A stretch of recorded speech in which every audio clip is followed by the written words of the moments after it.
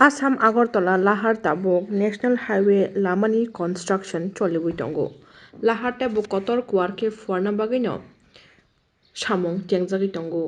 कन्स्ट्राक्शन खालायजागै दंगो लामा कताल खालायनायनि बागै yang Champaknagar हाथि कचारतैबो Tabuk कताल खालायै Lama स्नामजागै दंमोन लगी लगी अ चम्पकनगर हाथि कचारतैनो ओभार ब्रिज एबा फ्लाईओभार स्नामनानै सामुं तेंगै दंखा आबलोनो चम्पकनगर हाथि कमिटि बदल कासुलायका जे चम्पकनगर हाथि कचारतै फ्लाईओभार अ ब्रिज न स्नामै मांगला लाहार कासुलायका अबनो तैनो खादुमुं फुनुगै चम्पकनगर हाथि कमिटि बदल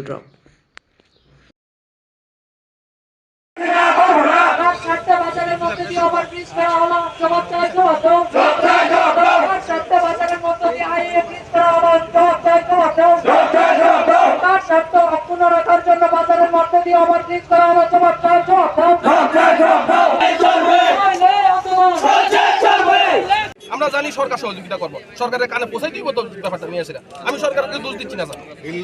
আপনাদের পিটিশন তো আমরা পাঠাইছি তো এমন না কাজ কিন্তু বন্ধ নাই স্যার কাজ কিন্তু বন্ধ নাই কাজ কিন্তু কন্টিনিউ তারা চালিয়ে যাচ্ছে তাহলে আমরা যখন আজকে প্র্যাকটিক্যালি দেখতাছি যে আমরা চোখের সামনে বিপদ তখন আমরা বাধ্য হইছি স্যার কারণ এর আগে জানতাম আপনাদের পিটিশন যখন গেছে আপনাদের তো অ্যাট লিস্ট ওই পিটিশনের অ্যাকনলেজমেন্টটা কিছুদিন দেখা তারপরে না আপনারা আসিল এখন টোটালি মানে চলছে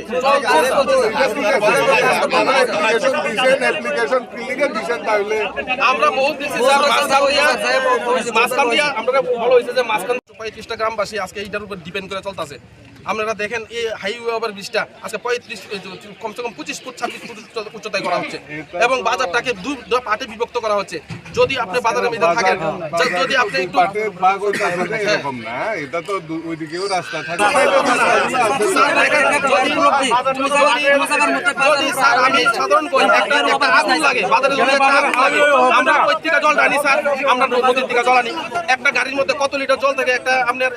ফায়ার সার্ভিস গাড়ির মধ্যে কতটুকু জল থাকে একটা বাজার আগুন নিভাইতে গেলে কত হাজার লিটার জল লাগে স্যার কোন আজকে এ যদি হাইওয়ে ব্রিজটা হয়ে জায়গা তাহলে জলটা প্রত্যেকটা আমরা ব্যবস্থা করে আসলে পাতা দিতে পারতাম যদি ইয়া করলে তো ইন্ডিয়ার কথা আমি মানছি স্যার ইন্ডিয়ার কথা আমি মানছি স্যার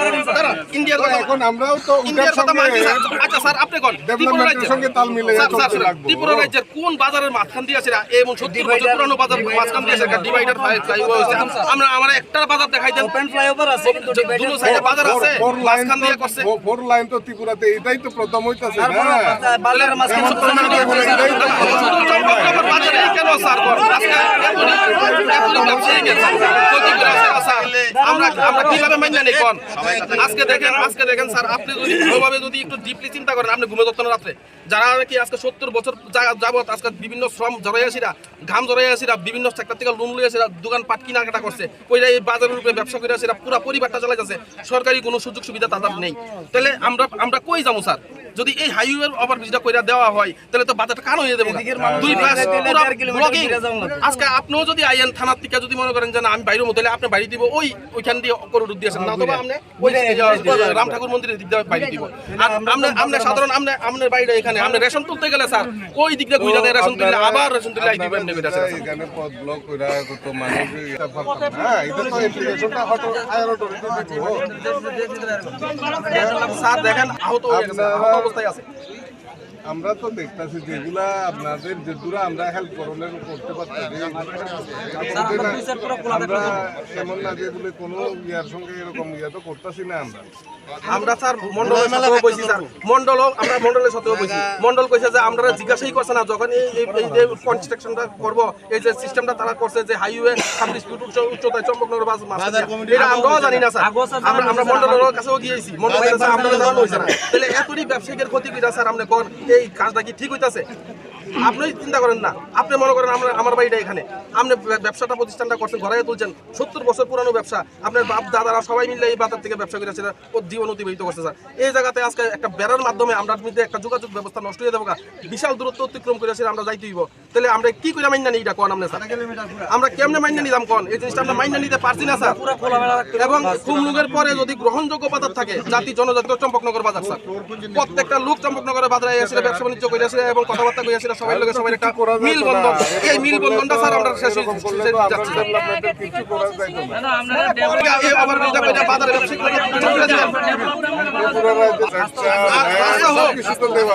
আমরা সরকারি কাজে স্যার বাধা সৃষ্টি করি না, আমরা বাজারটা ওপেন রাখতে হবে।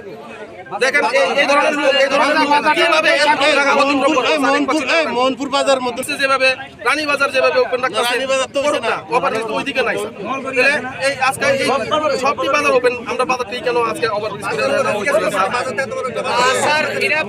আমরা সরকারের কাজের বিরোধিতা না। আমাদের সমস্যা একটাই যে আজকে 70 বছর পুরানো এই চম্পকনগর বাজার,